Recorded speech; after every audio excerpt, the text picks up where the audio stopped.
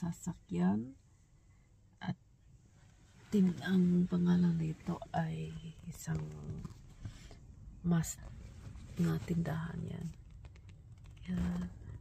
So ngayon ay may binili ang asawa ko para sa aming sasakyan na aayusin niya. Nagbibili siya ng parang sale daw tawag para sa mag-change ng oil sa sasakyan kasi kailangan namin i-repair.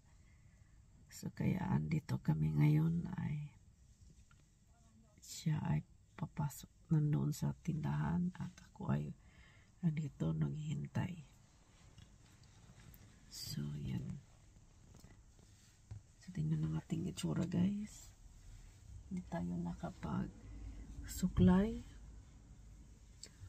So andito tayo sa isang city dito sa outside Helsingborg dito sa Sweden. So kaya grabe ang traffic ngayon guys. So sana makabili ang asawa ko para ayusin niya ang aming sasakyan. Ibebenta namin din yun para magbili kami ng ibang sasakyan. Meron naman kami itong isang sasakyan namin. Ayan. Ito ang aming sasakyan isa. So ayan. So grabe. Hindi maganda ang panahon dito ngayon guys. Tingnan nyo guys. Kulimlim yung ulap. Diyan. Yan dahil. Suzuki. Yan.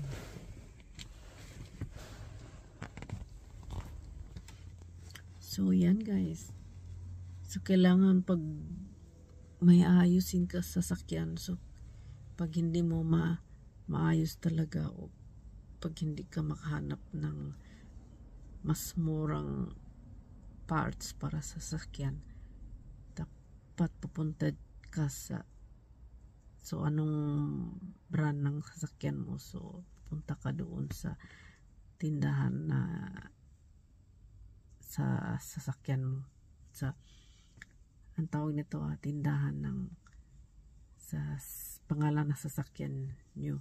So kaya nandoon ang mga parts na kailangan mo pag may nasira sa sasakyan. So kaya andito kami sa Mazda kasi yung aming sasakyan na Mazda ay may kailangan na i-repair. So kaya pasyal muna kami. Hindi pala pasyal, sightseeing lang to guys. So ako naghahintay dito, yung asawa ko pumasok doon sa tindahan. So chika lang muna tayo habang naghihintay sa asawa ko. Kaligo ko lang ito ating mukha guys. So daming matraffic ngayon guys dito sa sa syudad. So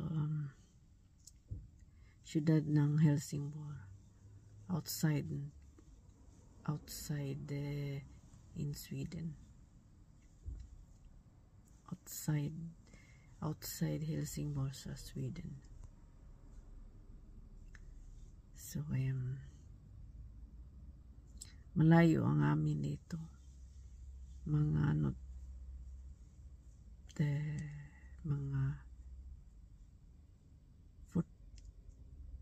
mga 40 minutes drive. So malayo. So kaya kukunti lang ating video mamaya. Kukunti lang video natin pagdating ng asawa ko. So magdadrive kami.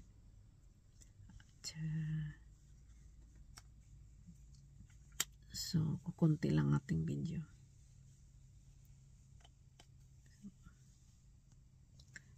Kumusta naman kayo guys? Ngayon ay nagugutom ako guys. So, di pa namin alam kung anong lulutuin namin mamaya. So, mag-isip muna kami pagdating sa bahay kung anong lulutuin namin. Kung magluto ba kami ng parang ano lang siya, parang madalian or so wala nang baon. So ayan, nakabili ng asawa ko guys. So thank you for watching guys. See you in my next vlog.